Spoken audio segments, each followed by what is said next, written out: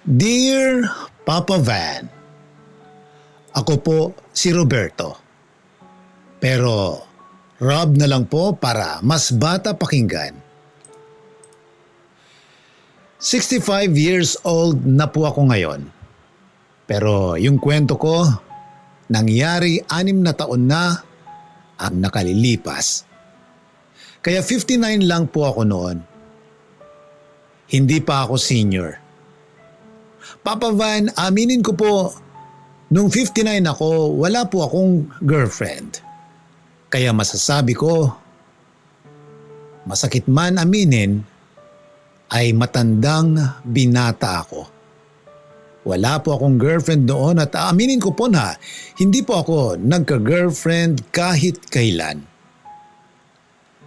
Nung bata po kasi ako ay binalak kong pumasok sa seminaryo kaso po hindi natuloy.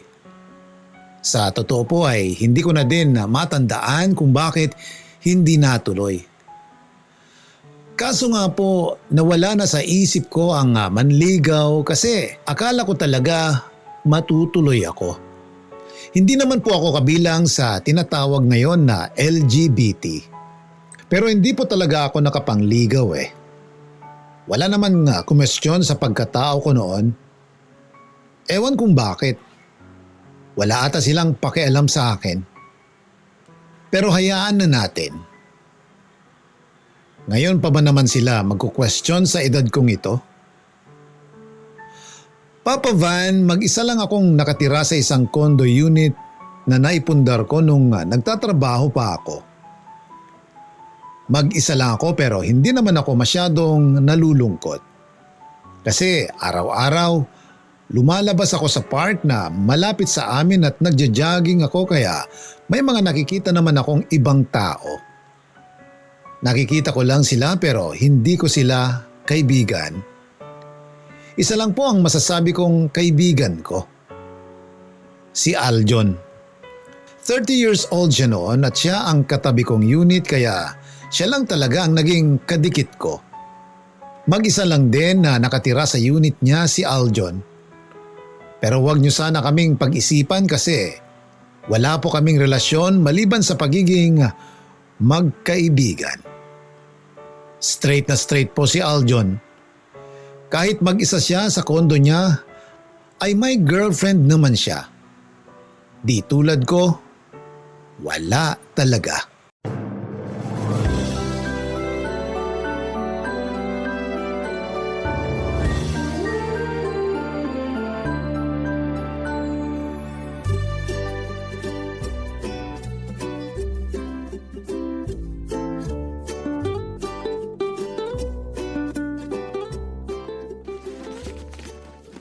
Mang Rob! Oh, Aljon. Anong ginagawa nyo? Hinahanap ko yung susi ko. Saan nyo nilagay? Dito sa bag ko. Kadarating nyo lang? Palis pa lang. May naiwan kayo sa loob? Wala. Bakit nyo hinahanap ang susi nyo? Ay, oo nga no. Palis pala ako. Hala, makakalimutin na kayo? Hindi, naguluhan lang ako. Pero hanapin nyo yung susi nyo, baka naiwan nyo nga. Ano ba naman akala mo sa akin? Kalalagay ko lang dito sa bag. Bakit may bag kayo? Ha? Bakit nga ba? Ano ka ba? Mas naguguluhan tuloy ako. Palis ka ako. Magja-jogging kayo? Alam mo yan. Bakit may bag kayo? Pinagbabawal na ba? Ibig ko pong sabihin, dati naman hindi kayo nagdadala ng bag pag nagja-jogging eh. Dati yon. Iba na ngayon. Sobrang init. May dala kayong payong? Hindi ba mahirap mag-jogging pag nakapayong? Itong batang ito, may tama ka ba? Wala akong dalang payong. May dala akong tubig. Grabe kasi yung init. Ang bilis makatuyo ng lalamunan. Kaso, mahihirapan kayong tumakbo ng may bag. Hindi naman ako tumatakbo. Naglalakad lang ako. Ah, so walking lang ang ginagawa nyo? Mabilis naman ako maglakad kaya jogging na din yun. Walkathon. Alam mo, tanggapin mo na lang na jogging yung ginagawa ko. Huwag mo nang kontrahin. Binibiro ko lang naman kayo. Eh teka, Sabado ngayon di ba? Aba, alam nyo pa ang araw ah. Oo naman. Ano akala mo sa akin?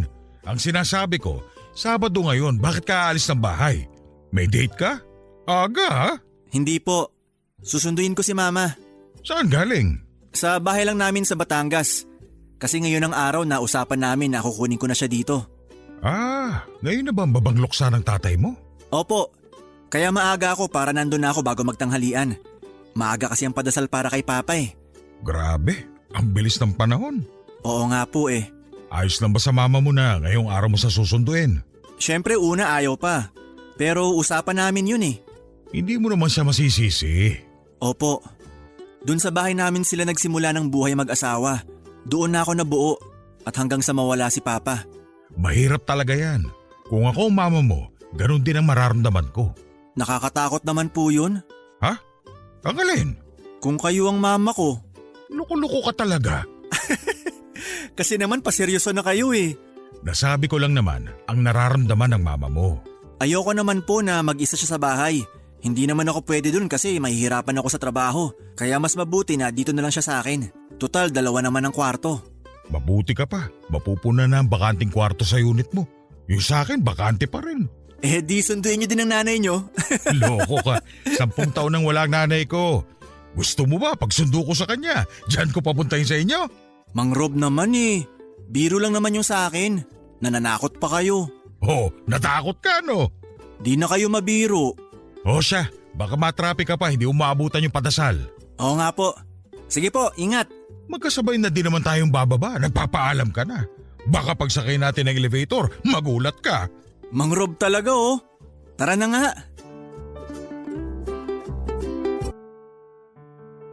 Papa Van, kinabukasan ay nagkita na naman kami ni Aljon. Ako dahil nga sa magja-jogging, pero nagtaka ako kasi araw yon ng linggo. Babalik pala siya sa Batangas kasi may mga kailangan pa siyang balikan na mga gamit. Hindi nagkasya sa sasakyan niya ang mga bitbit na gamit ng mama niya. Ang dami daw gustong dalhin ng mama niya na puro importante dahil mga alaala daw yon ng papa niya. Para hindi na sila magkasamaan ng loob ay nangako na lang si Aljon sa nanay na babalikan ang ibang gamit na siya nga gagawin niya nung araw na yon. Natatawa na lang din ako, Papa Van. Hindi ko pinagtatawanan ang mama niya. Natatawa ako dun sa sentimental value ng mga gamit niya. Likas ata yun kapag nagkakaedad. Pero hindi ako. Kahit kasing edad ko ang mama ni Aljon na 59 years old din ay walang naging sentimental value sa akin ang gamit ko. Kasi wala naman akong girlfriend eh. Matapos naming mag-usap ni Aljon ay hindi ko na pinatagal pa ang kamustahan namin para makaalis na siya at makabalik agad. Ako naman ay dumiretso sa aking daily routine, ang pagja-jogging. Dapat 5 ikot ako sa park malapit sa building ng kondo namin. Pero sa unang pagkakataon ay napatagal ang pagja-jogging ko. Napabagal ata ang paglalakad ko. Pero ginanahan naman talaga ako nung araw na yon. Nagpahinga ako sa isang bench nung mapagod ako nang may matanaw akong isang babae. Hindi ko alam kung anong pumasok sa utak ko at kung bakit at papanong nangyari na nilapitan ko ang babaeng yon at nakipagkilala ako. Hindi ko may paliwanag. Samantalang hindi ko naman gawain ang lumapit na lang basta at makipagkilala.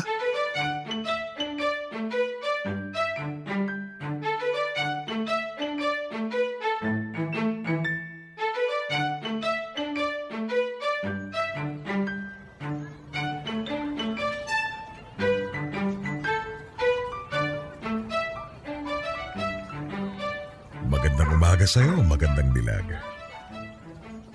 Hindi mo ata ako nadinig. Magandang umaga, magandang dilag. Sino ka? Ako si Rob. Ano pakialam ko? Tinanong mo pangalan ko, hindi ba?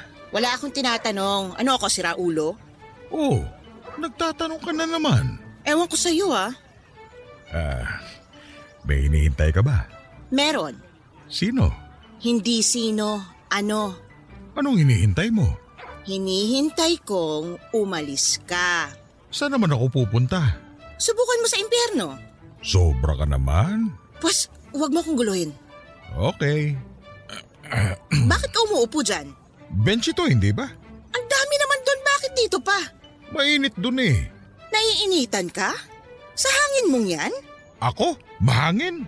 Nagtanong ka pa. Hindi ako mahangin ha? Naiinitan ka? Oo. Maswerte ka. Bakit? Sinasanay ka na kung saan ka mapupunta pag natigok ka. Aray naman. Doon ka na kasi, nakita mo nang nandito na ako eh. Mrs. Pasita ba ang pangalan mo? Anong Mrs. Pasitang sinasabi mo dyan? Kasi pinapaalis mo ko. Tapos ang nakasulat dito sa bench ay donated by Mrs. Pasita. So, ikaw ito? Pilosopo ka ah. Gusto mong pagawan kita ng ganyan? Pagawa ng ano? Papagawan kita ng bato na may nakaukit na pangalan mo. Wala naman akong dinonate. Ako na nga magdodonate eh. Para hindi ka napagagawa ng pamilya mo. Sandali. Lapida yata sinasabi mo eh. Isulat mo na lang ang buo mong pangalan at kapanganakan. Ako na maglalagay ng kamatayan. Uwe, gusto mo lang malaman ang buo kong pangalan eh. Presko mo ah. Okay na yung presko, kesa mahangin. Isa lang ang suma nun. Mayabang ka. Mayabang agad? Bakit ka ba dito nang gugulo? Gusto mo ba lumipat tayo ng lugar? Bastos? Ang sinasabi ko yung tindahan na yon para mailibre kita na maiinom. Kaya kong bumili. Nakakahiya naman. Sige, tubig lang ang sa akin ha. Ang kapal mo. Ano ba ang pangalan mo? Bakit ba? Para malaman ko. Nagpakilala na ako tapos ikaw ayaw mo. Bakit? Sinabi ko ba magpakilala ka?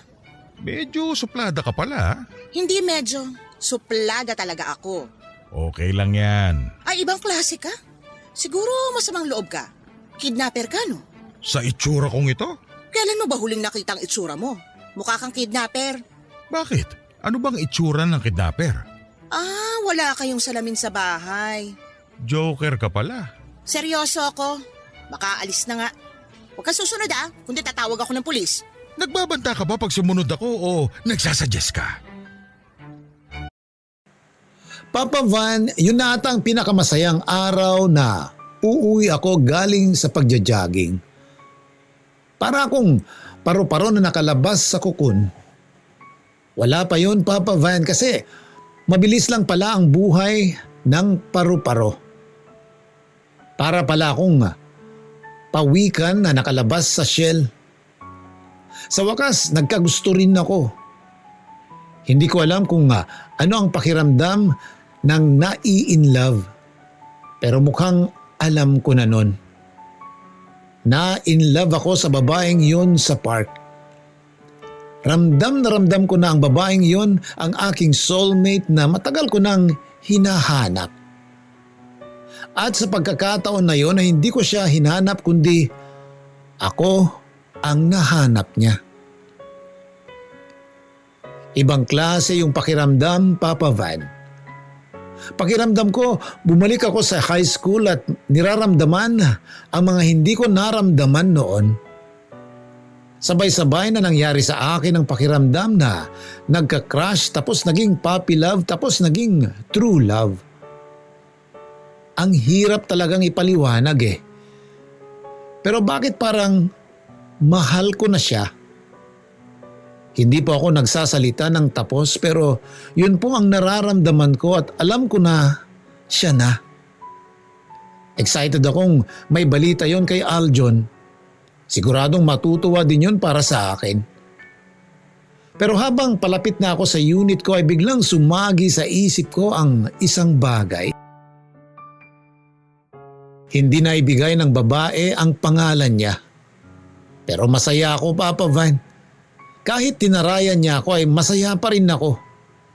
Hindi ko rin maintindihan kung bakit yung babaeng yon na nakita ko sa park lang ang nasa isip ko habang pauwi.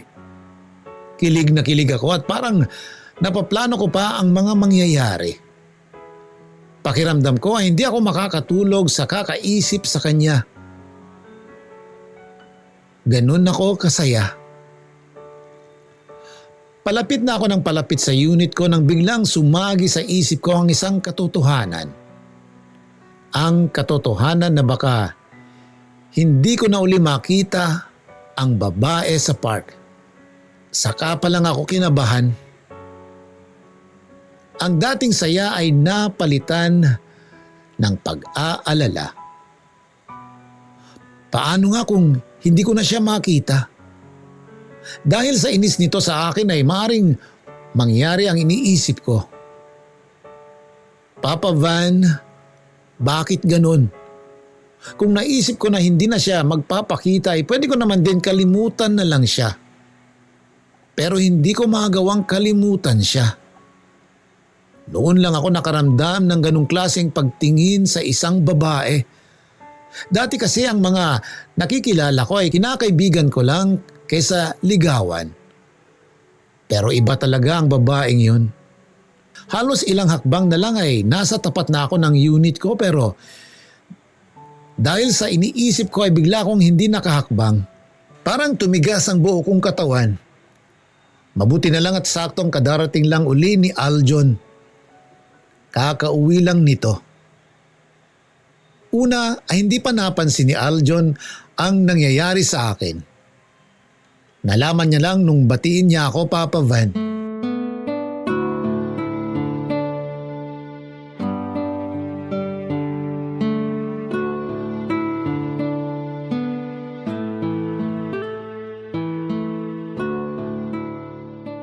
Mang Rob!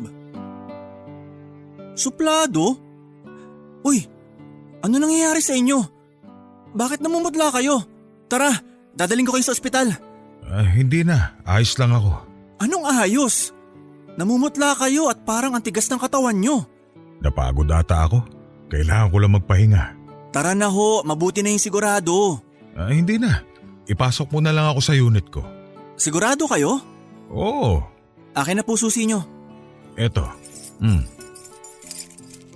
Alin po ba dito? Yan yung nag-iisang pabilog ang ulo.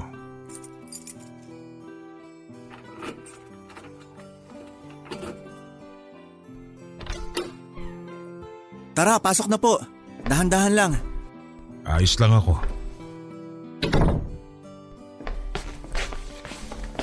Ayan, maupo muna kayo. Salamat. Sandali, ikukuha ko kayo ng tubig. Nandyan sa ref. Hindi ka magkakamali kasi tubig lang naman ang laman ng frigider ko. Parang ayos na nga kayo. Nakakapag-joke na kayo eh. Seryoso ako. Tubig lang talaga ang laman yan. Hindi pa kasi ako nakakapag-grocery. Ilista nyo na lang. Tapos isasabay ko na lang pag nag-grocery ako. Naku, aabalahin mo pa ang sarili mo. Exercise ko na rin naman ang pagpunta sa grocery. Exercise kayo ng exercise tapos namumutla kayo. Ngayon lang naman ito nangyari. Ilang ikot ba ginawa nyo? Sakto lang. Bakit kayo nagkaganyan? Ingat din ho pag may time. Hindi naman ang pagja-jogging ang dahilan ng nangyari sa akin eh. Ho? Ano? Aljon, kanina sa park, may nakita akong babae. Oh, normal lang naman po yun sa park. Hindi, iba ito. Iba? Oo, palagay ko siya ang soulmate ko. Soulmate? Kakilala nyo pa lang. Anong pangalan niya? Yun nga eh. Anong ibig yung sabihin? Yun nga, hindi ko nalaman ang pangalan niya. Bakit? Ewan ko kung ano pumasok sa utak ko. Nung makita ko siya, para ako naging rockstar. Rockstar talaga? Oo, kasi ang cool ko eh. Oh, yun naman pala eh. Kaso parang ibang dating sa kanya. Parang ang hambog ng naging dating ko eh. Bakit naman? Kumanta ba kayo? Hindi naman. Nasobrahan lang ako sa pagka-cool. Yun lang. Kaya sa palagay ko, nagalit sa akin yun. At baka hindi na bumalik sa park. Baka hindi ko na siya makita. Oh, parang nanginginig kayo. Relax lang. Aljon, iba siya. Nararamdaman ko na siya yung babaeng hindi ko naman hinihintay o hinahanap pero dumating. Iba yun ha? Baka hindi ko na siya makita. Oh, relax, relax. Mag-isip tayo. Anong iisipin natin? Maski ikaw hindi mo siya kilala. Kung nakita nyo siya sa park, siguradong babalik siya doon. Paano kung hindi? Kinokontra nyo ang positivity eh.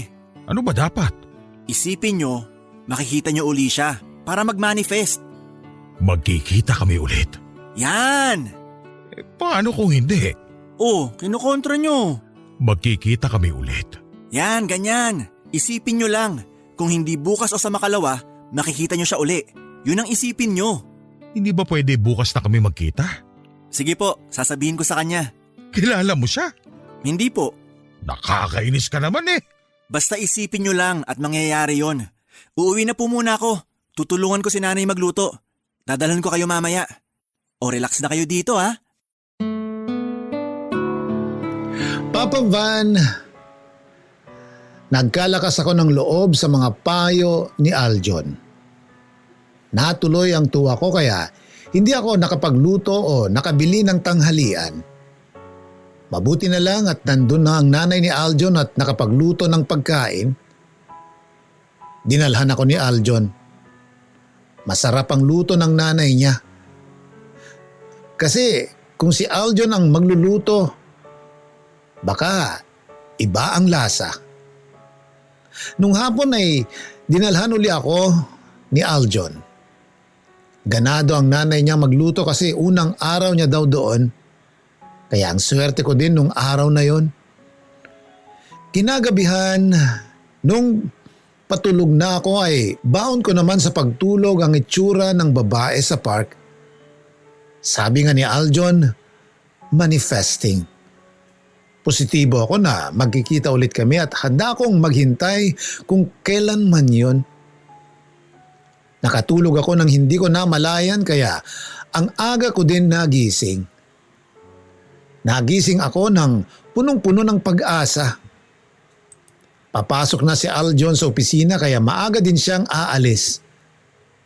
Nagkasabay na naman kami sa elevator at palabas ng building ng kondo namin. Natuwa si Aljon sa aura ko. Muli siyang bumati at muling pinalakas ang loob ko. May paalala din siya na baguhin ang approach ko. Dapat maging gentleman ako. Tama siya, kaya nagpasalamat ako. Walang paglagyan ang saya ko. Pagdating sa park ay hindi ako mapakali. Habang nagja-jogging ay parang sinusuyod ng paningin ko ang paligid. Tingin sa kaliwa, tingin sa kanan.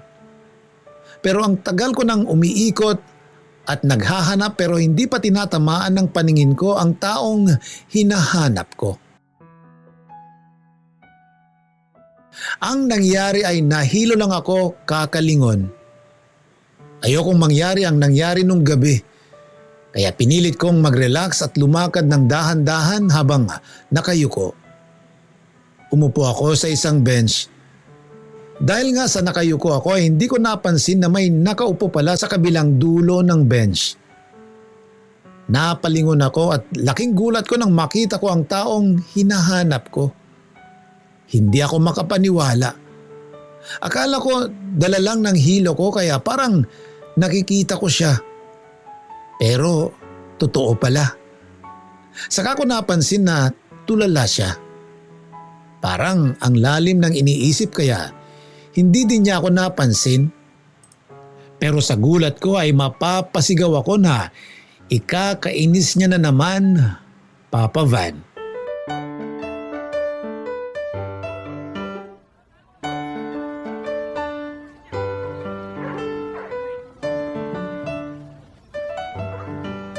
Manifesting! Ano?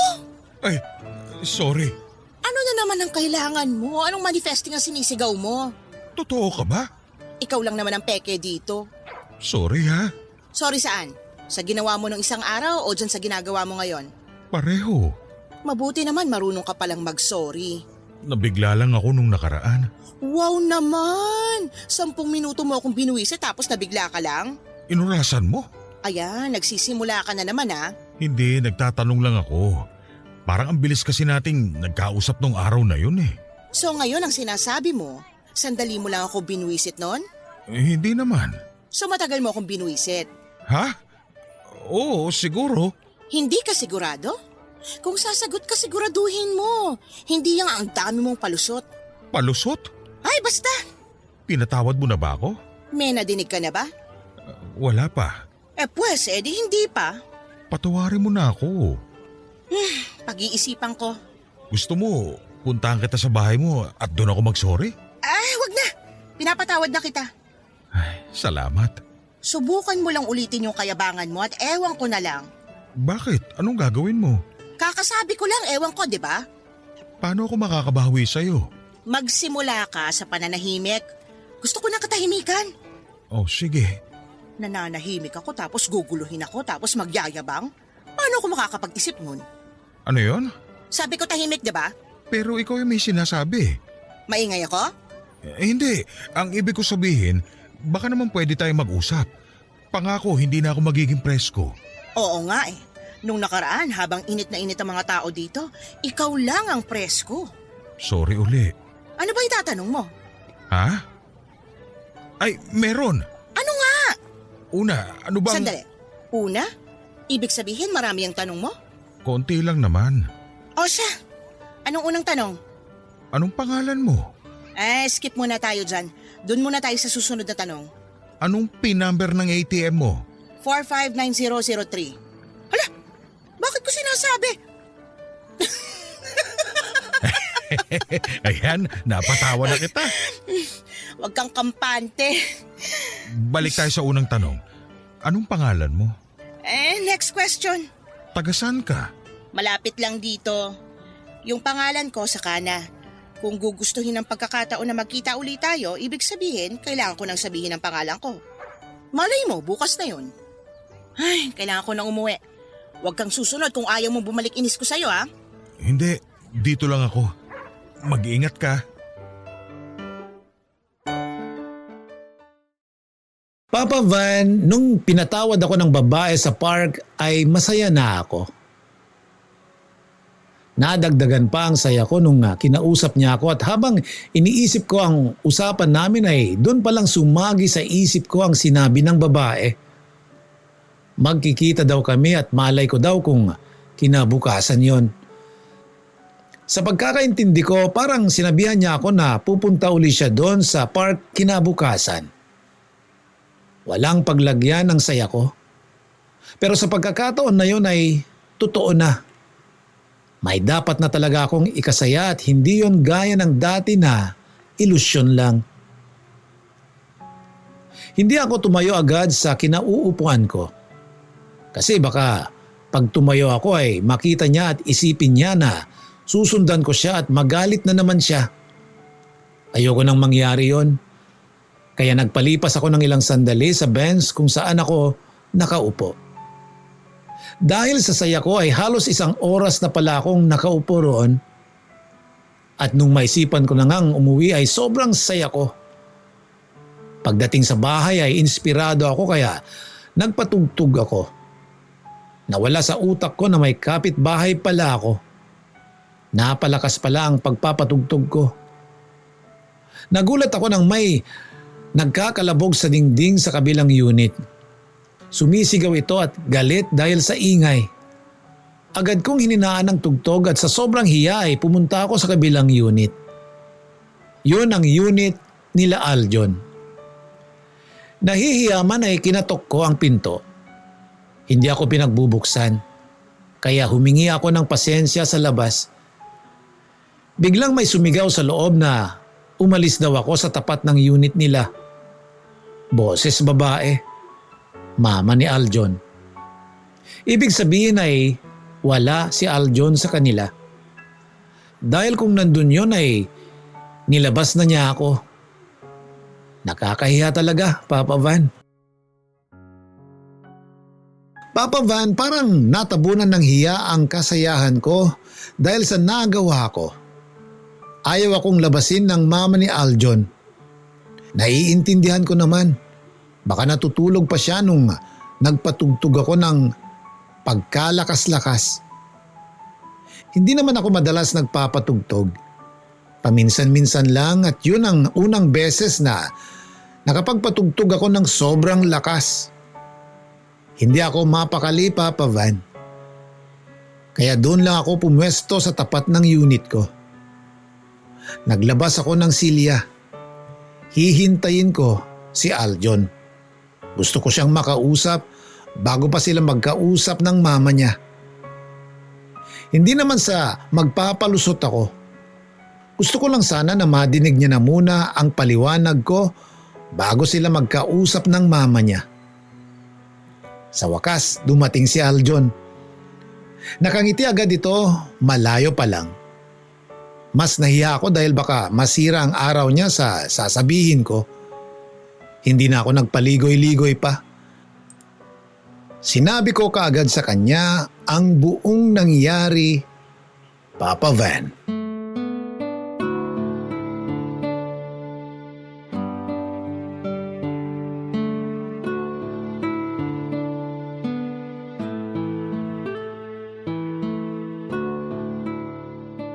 Mang Rob, Aljon, mabuti nandito ka na.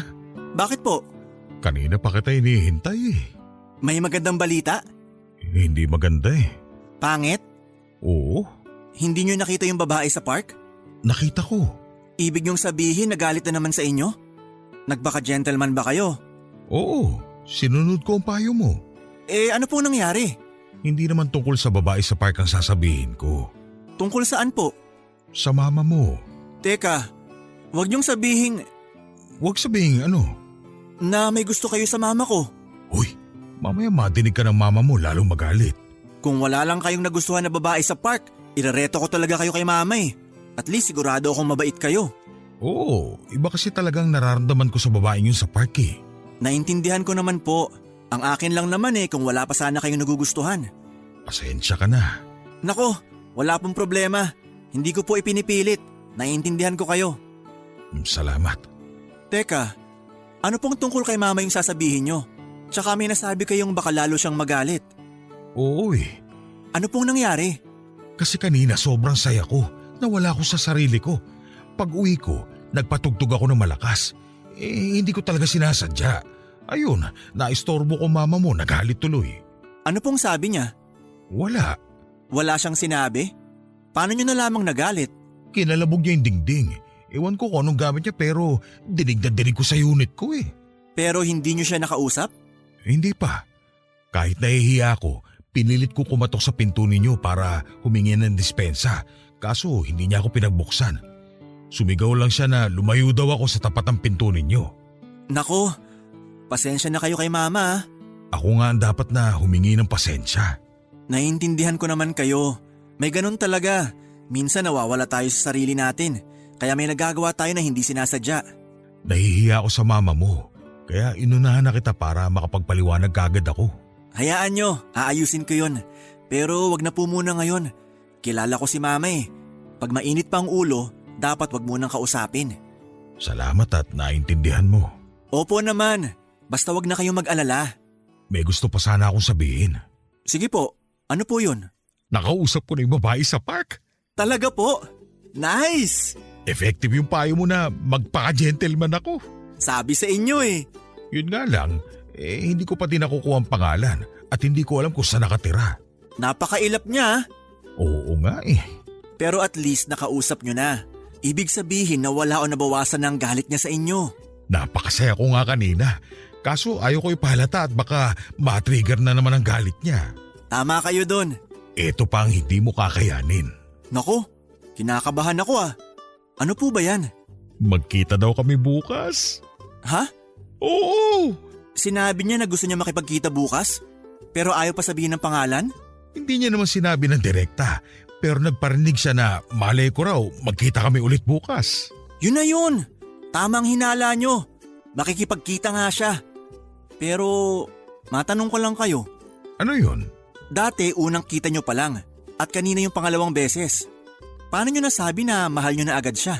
Sa totoo lang, hindi ko din talaga maipapaliwanag. Basta ang alam ko, siya na ang babaeng bigay sa akin. Nakakatuwa naman. Basta, nandito lang po ako kung may kailangan kayo ha. Oo, salamat talaga sa'yo ha. O siya, sige na, pumasok ka na. At baka hinahanap ka na din ng mama mo. Balitaan kita ulit bukas. Good night. Sige po. Good night. Papa Van, mabuti na lang at naintindihan ako ni Aljon.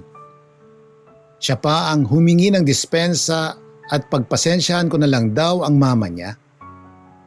Kasi baka kakalipat lang kasi, kaya naninibago pa sa lugar. Sinabi niya na kakausapin niya na lang ang mama niya at siya na ang bahalang magpaliwanag. Kinabukasan, syempre, nagkasabay na naman kami ni Aljon. Bungad niya sa akin ang pinag-usapan nila ng mama niya. Actually po ay hindi naman daw nagsalita ang mama niya nung pinaliwanag niya ang nangyari. Pero hindi naman ito kumukontra. Kilala ni Aljon ang mama niya. Ibig lang sabihin nun ay hindi nito ininda ang nangyari.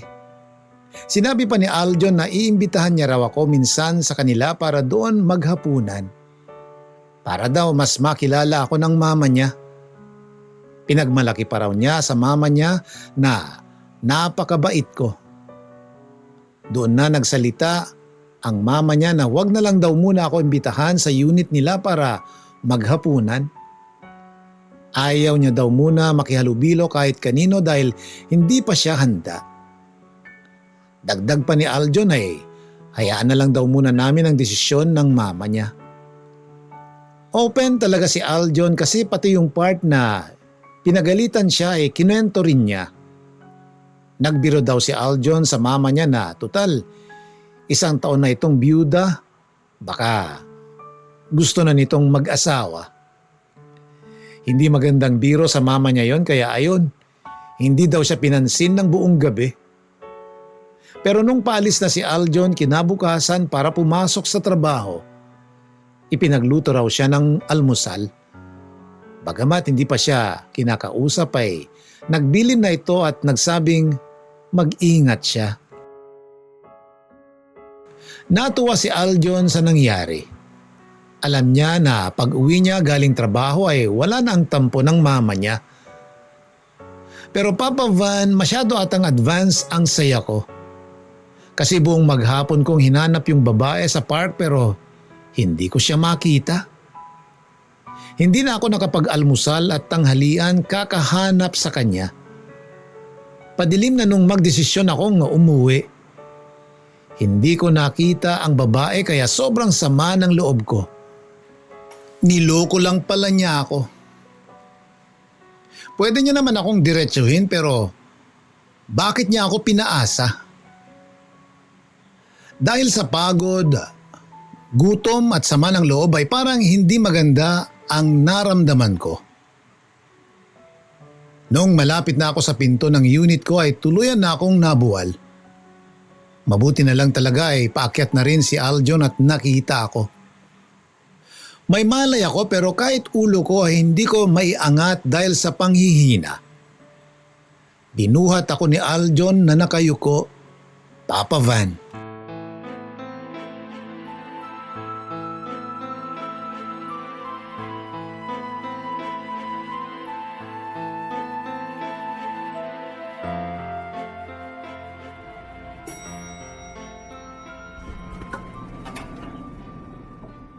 Mang Rob! Ano nangyari? Aljon, Sandali, dadali ko kayo sa ospital. nahihilo ako. Huwag na kayong magsalita. Halika kayo, bubuhatin ko kayo. Ayan. Dahan-dahan po. Anong nangyari? Hindi ko alam. Nakita ko siya nakahiga dyan sa hallway. Diyos ko, ano nangyari sa kanya? Ma, sandali. Itatakbo ko siya sa ospital. Sasama ko. Sige po. Aljon, Huwag muna kayong magsalita, Mang Rob. May sakit ba siya? Wala akong alam na sakit niya. Malakas naman siya eh. Kanina lang ang sigla niya eh. Nakayuko siya. Hindi ba dapat itingala siya? Baka nahihilo siya. Hayaan na lang muna natin siyang nakatungo. Ay, ganun ba? Hala, sige. Mang Rob, relax lang kayo. Siya ba yung kapitbahay mo? Opo, Mama. Kaibigan ko po siya.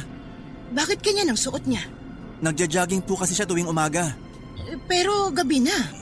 Ibig sabihin, hindi pa siya nagpapalit. Oo nga po. Ano bang nangyari sa inyo, Mang Rob?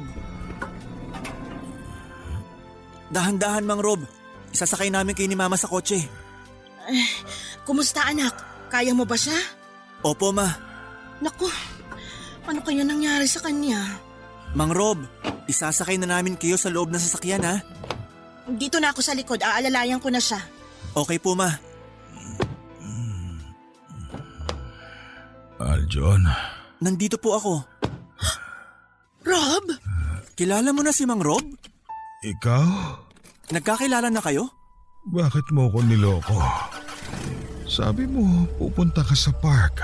Sandali, naguguluhan ako. Siya yung babae sa park. Si Mama? Oo. Pasensya ka na. Hindi kita niloko. Pupunta talaga ako sa park.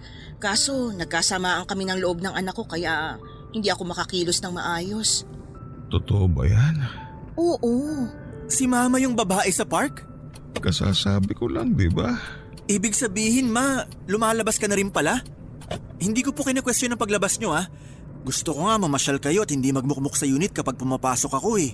Sa park kasi nakakapag-isip din ako. Hanggang makilala ko nga itong makulit na matanda na ito. Grabe ka naman sa matanda. 59 lang ako. 59 na din si Mama. Huwag ka nang sumagot dyan. Mag-drive ka na lang. Opo. Siguro naman ay sasabihin mo na ang pangalan mo. Cindy. Hasinda, pero Cindy na lang. Ikinagagala kong matinig ang pangalan mo, Cindy.